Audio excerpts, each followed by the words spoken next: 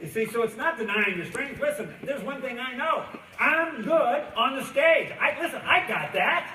But God, man, don't have me organize anything. Don't have me be a coordinator. You would be a fool to have me be a coordinator for an event.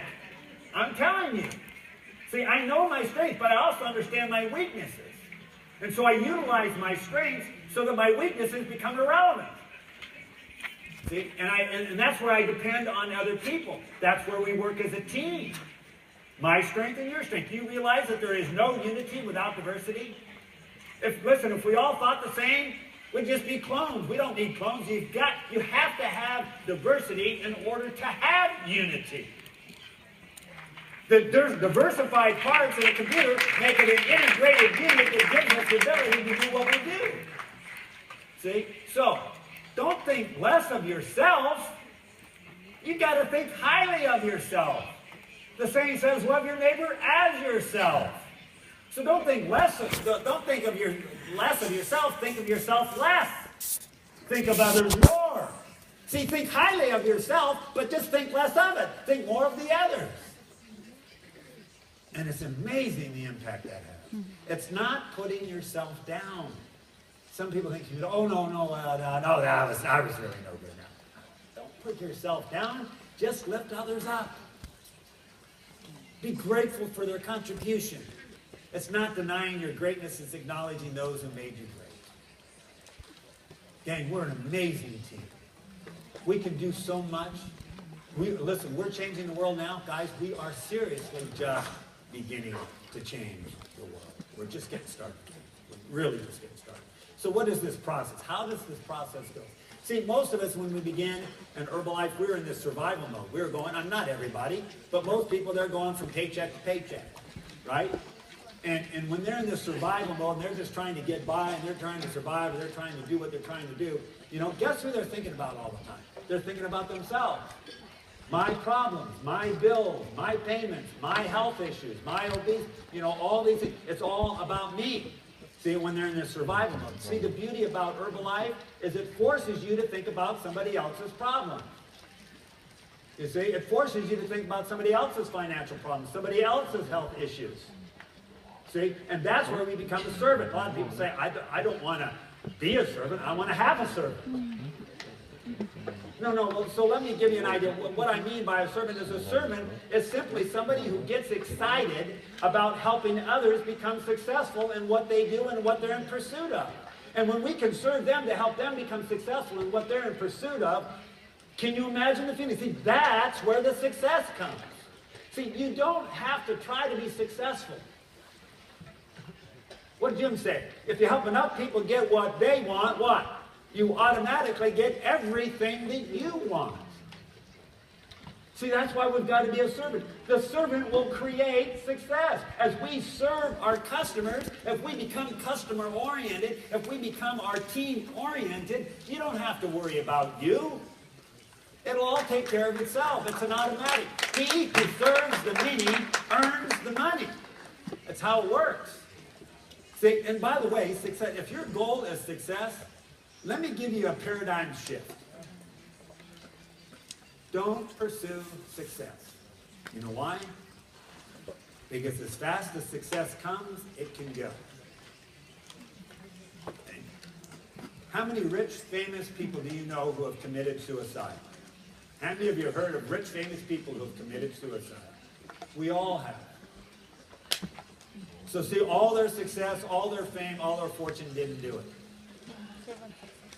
So success is not, success is simply a tool. Success is a tool that enables you to have a greater impact on those that you deal with. It allows you to become a greater, better, more effective servant. It gives you that credibility that will give you a greater audience. And that will allow you to become significant. That is the goal. The goal is not success. The goal is significant. Real success is not what you do, but it's what others do as a result of what you do. My success isn't because of what I've done. My success is because of what the 150 Pres Team 9 Chairman's Club and 453,000 people around the world have done. It's not what I did. It's what they did with what I gave them. They did it. Do you realize if I take credit for all those zero to hero people, you know, if I take credit for this, guess what else I have to take credit for? If I take credit for the heroes, I got to take credit for the zeros. And I got a lot more zeros than heroes. So I'm not taking credit for the zeros, and so therefore I'm not taking credit for the heroes. They got to choose just like I got to choose. All I did, I was the messenger. I delivered the message. Now, see, a lot of people that we encounter around the world, they just think life sucks. It's just the way that it's their view. You know, life sucks, man. I mean, everything's bad. And listen, we've had a lot of those people. And you know why they think life sucks? Because they think they're destined to a wretched life. They think they're destined to live where they live and live how they live. Right? And you know why they think that? Because they don't believe they have a choice. If they realize that they can choose, then they realize, oh, I mean I can choose? Yeah. If you do what they did, you'll get what they got. Really? Yeah, you just have to learn to make better decisions. And I'll tell you what, I'll help you to learn how to make better decisions. Oh, wow, that's incredible. So it's not that life sucks, it's that my life sucks. Right. Your life sucks because you haven't made the right decisions. But I'll teach you how to make better decisions. Do you want to learn? Yeah, great. Well, let's go. See, and then they start making better decisions, and you know what happens? They realize, hey, I'm great. I came from here, and I went to here, and I went to here, and hey, look what I did. I made it. Whoa, baby.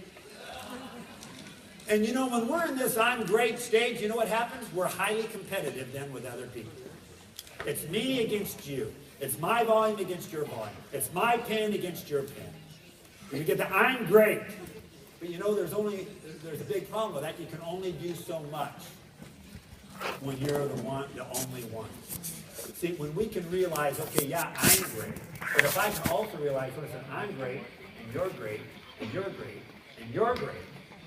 Wow. If I take my greatness and your greatness, and by the way, do you know the greatness of this guy over here? You need to meet the greatness of this guy over here. See, if Carlos understands the greatness of Bea, and Bea understands the greatness of Brett, can you imagine if we then begin to collaborate? And what we can do with multiple greatness. See, that's why we're a great company. Every situation, every country, when it was down in Mexico, when they were all divided, but when they came together and understood each other's greatness, look what happened to Mexico. They jumped to number 2 in the world, Mexico. And guess what happened with Europe? When Europe came together and they really began to unify as a team, unify their diversity, took their diversity, put it together, guess what happened with EMEA? Number 1. Isn't that amazing? You see, gang, it's by design. These are principles of success. And if you will learn to follow these principles, that's incredible what can happen. And then it gets to the point because then it's we're great. See, then we're great. As a unit, we're great. Herbalife's great. See, Herbalife's great. You know, Nutrisystem isn't. Herbalife's great. SlimFast isn't. No.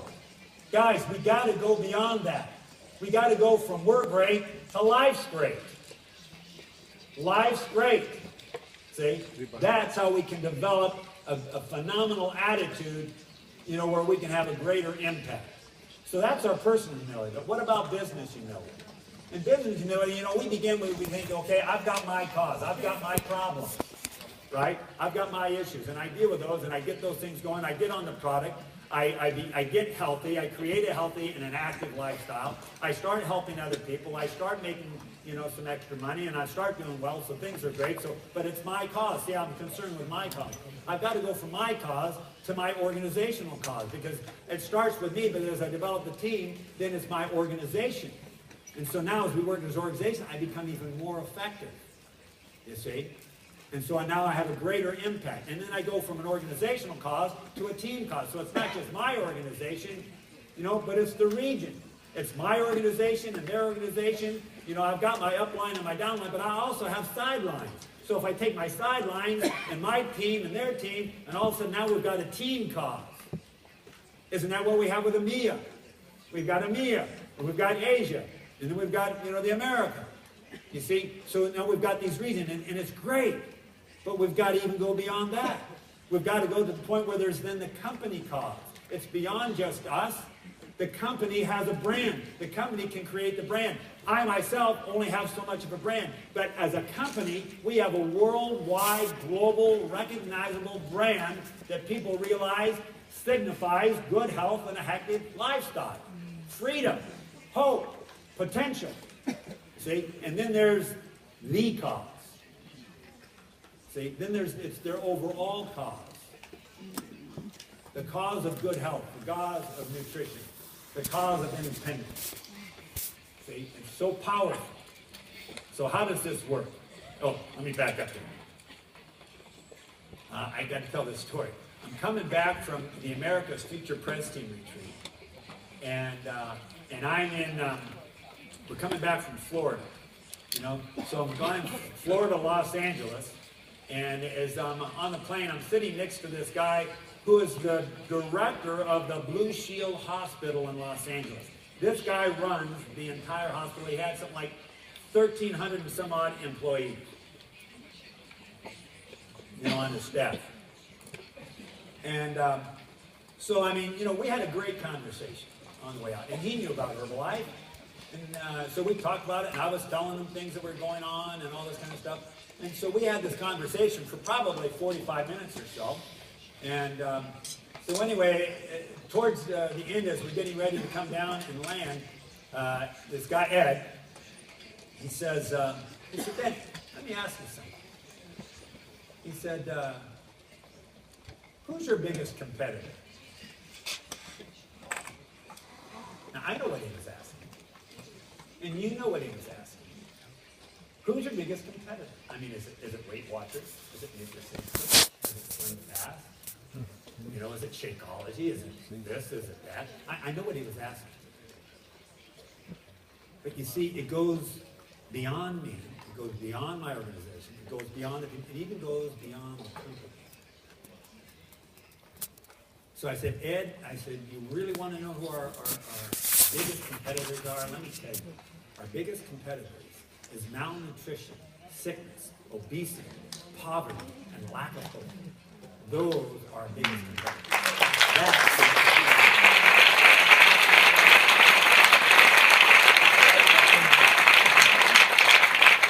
The beauty about being involved with a company like Herbalife is we're dealing with a cause that's much bigger than we are. We know more, we have more, there's more information, more knowledge about everything, and yet at the same time we still have more obesity, more sickness, more health issues than we've ever had in history. The cause is bigger than we are. Now for us that's job security. But it's still a huge cause. And so what can we do? What can we do as an individual? What can we do with our group? What can we do as a team? What can we do as a region? What can we do as a company to impact that? How big of an impact can we have? How big can you dream? You see, so many people, they forgot how to dream. And so let's just talk about these dreams. You know, when we're young, it's easy, right?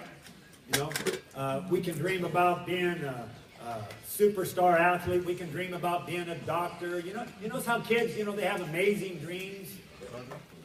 But what happens? They grow up and they get impacted by what? Circumstances and society. You know, when they've tried and they've failed, when people, you know, it's the whole elephant stakes deal. You see? But if we will really develop a dream and be clear in the dream, clear in the vision, if you develop the dream, then the dream will develop you. See, Mark had a dream. And when he began to develop that dream, the dream began to develop Mark Hughes. The dream determined what he did. The dream determined where he went. The dream determined what he read. The dream determined, you know, how he used his time. It said what he did do versus what he didn't do.